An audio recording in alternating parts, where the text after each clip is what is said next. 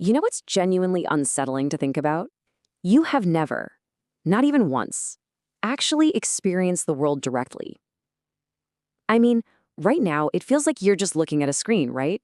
It feels like you're hearing my voice, sensing the space around you, but neurologically speaking, none of this is happening out there for you. It is entirely inside your head. Light just enters your eyes, turns into electrical signals, and your brain reconstructs an image. Sound waves hit your ears, and your brain just generates this thing you call hearing. Welcome to this explainer. Today, we're plunging straight into the dark, kind of twisted labyrinth of your own mind. We're going to expose the invisible strings pulling your judgments, shaping your beliefs, and completely distorting your reality. I'm going to show you exactly why your brain lies to you every single day, and why that inner voice you trust so deeply, well, it might actually be your greatest deceiver. All right, let's get right into Section 1, the dark control room. To really understand this deception, we've got to look at where you actually live. According to researchers at the Queensland Brain Institute, your brain is basically a blind supercomputer. Think about it. It's this highly intelligent blob of tissue, completely locked away in the pitch-black control room of your skull. It can't see, it can't hear. It relies entirely on a few simple clues sent in from your sensory organs. And because your eyes and your brain speak this very simple, almost primitive language, your brain constantly has to fill in the blanks. It gets these tiny fragments of data in the dark, and then it guesses. It makes rapid-fire assumptions about what's going on outside the skull. Usually it guesses right, but when it doesn't have the full picture, it literally just makes one up. So your brain doesn't just passively receive reality, it actively predicts it. You are not seeing the world as it actually is right now.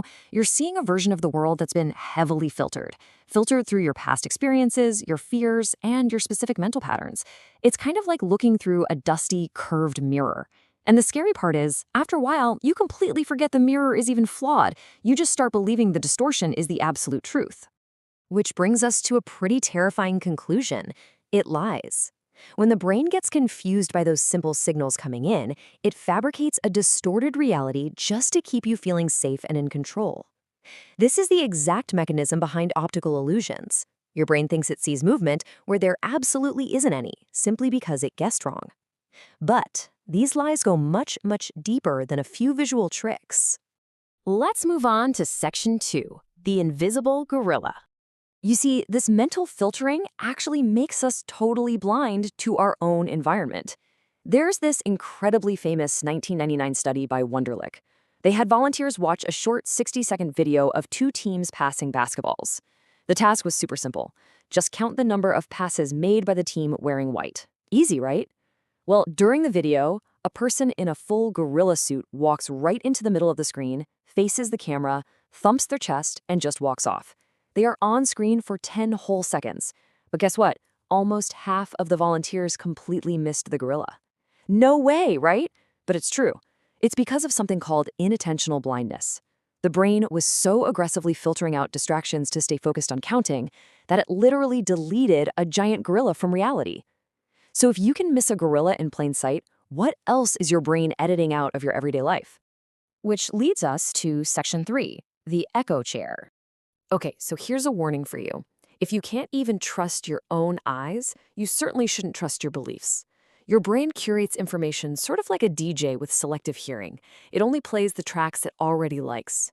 The big culprit here is confirmation bias. It is literally an echo chamber in your head.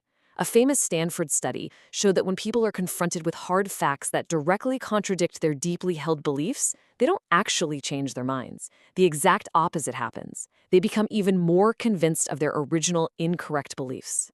Why? Because the human mind would much rather be right than be accurate. It actively filters out the truth just to protect your ego. All right, Section 4, the memory screenwriter. But hold on, because it actually gets worse. Let's talk about your past. You probably feel like your memory is a perfect recording device, right? Like some secure filing cabinet of objective facts. Well, it's not. Your memory is more like a documentary that's been heavily edited by a very creative screenwriter. And that screenwriter rewrites the events every single time you access them. This is the very real danger of false memory bias. Your brain actively uses a process called confabulation to fill in the gaps of your memory. It just patches the holes with assumptions, social influence, and pure wishful thinking. By the way, this is the exact hard science behind the Mandela effect, where massive groups of people confidently remember historical events or brand names that literally never existed. To prove just how fragile your memory really is, let's look at Loftus and Palmer's famous 1974 car crash experiment. They showed students a video of a traffic accident. Afterward, they asked them to estimate the speed of the cars. But here's the trick. They changed just one word in the question. When they asked how fast the cars were going when they hit each other, people guessed about 34 miles per hour. But when they asked how fast they were going when they smashed into each other, the estimate jumped to nearly 41 miles per hour. But here is the real trap. A week later, the researchers brought those same students back and asked, "Did you see any broken glass?" The group that heard the word smashed falsely remembered seeing shattered glass.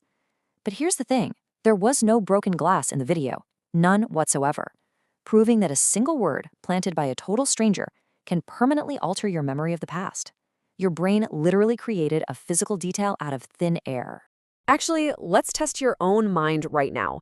I want you to read this list of words on the screen. Just look at them for a second. Guitar, piano, accordion, harmonica, flute. Got it? Okay, let's keep moving. Now, without looking back, let me ask you, did you see the word violin on that list? If you felt even a flicker of recognition, if you thought, yeah, violin was definitely there, well, your brain just successfully fabricated a false memory.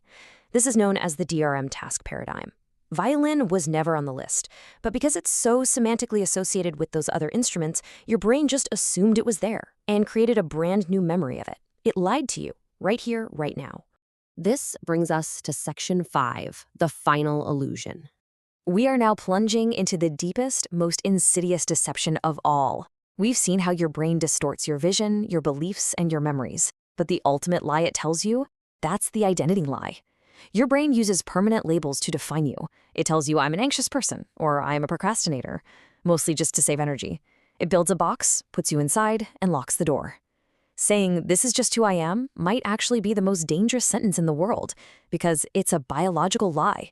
Hard science proves a concept called neuroplasticity. Your brain isn't fixed. It is constantly remodeling its neural circuits until the very day you die.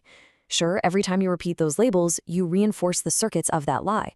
But physically, neurologically, you are never permanently stuck as who you are today. The truth is, you are not your thoughts. Your thoughts are just weather passing through that pitch black control room. The goal here is to use your awareness to clean that internal mirror. When you finally let the mental noise settle, when you stop accepting every single thought as a hard fact, reality can finally stop being distorted by your autopilot conditioning. You don't need to create a new reality. You just need to remove the distortion. So I want to leave you with this final lingering thought. If your perception of the world is really just a guess, if your memories are just heavily edited documentaries, and if your very identity is just a fabricated story your brain tells to save energy, then who exactly is the one observing it all? Who is the one listening to this story right now?